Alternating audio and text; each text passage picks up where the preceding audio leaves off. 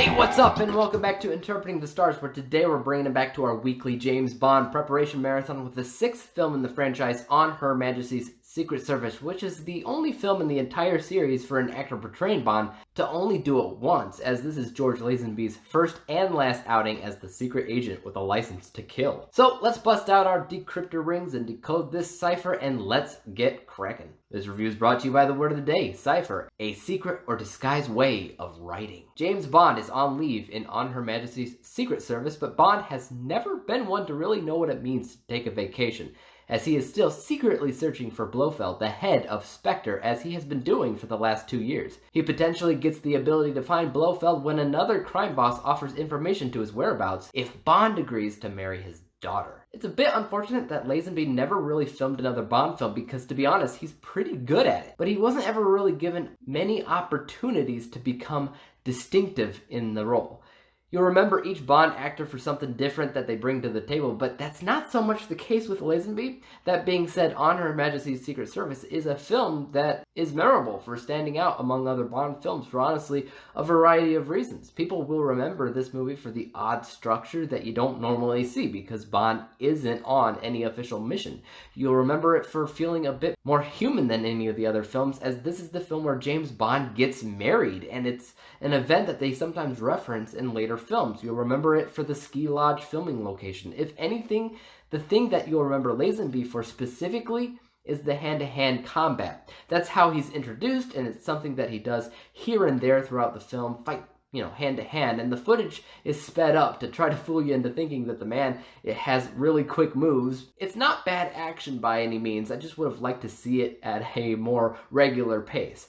One of the biggest mistakes that the film has is that they decided to go off the book order instead of the movie order. As some of you may know, the films that came out weren't in the same order as the books. For the most part, it doesn't matter, as they're mostly standalone and they don't need to follow any kind of specific order. But in the case of On Her Majesty's Secret Service, a huge continuity error pops up. Bond meets Blofeld, and Blofeld doesn't know who he is, even though he met face-to-face in the last movie.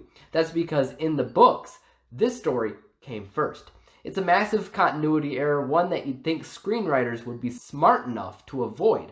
I only know that that's the reason for the continuity error because I looked it up, and I feel like it's understandable, reasonable even, that most people don't want to have to look up something like this to understand why it's happening in the first place.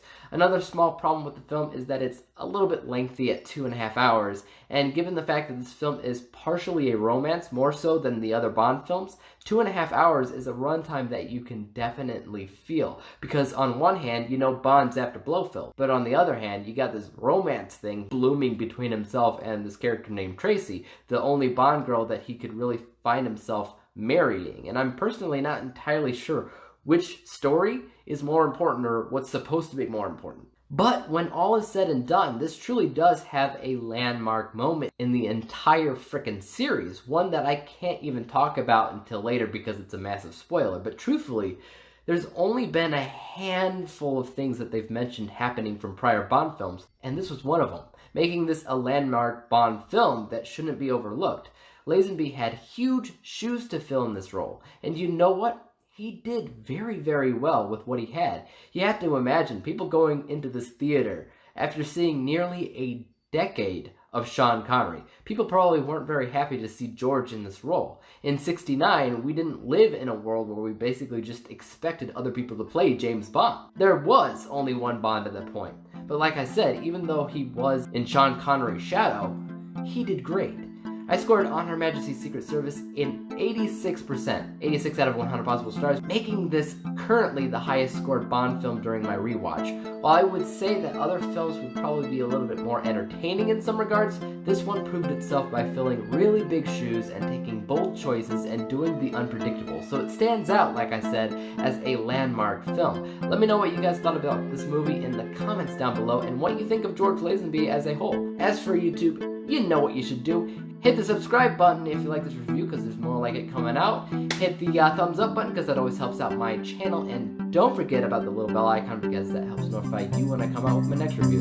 And until then, peace out!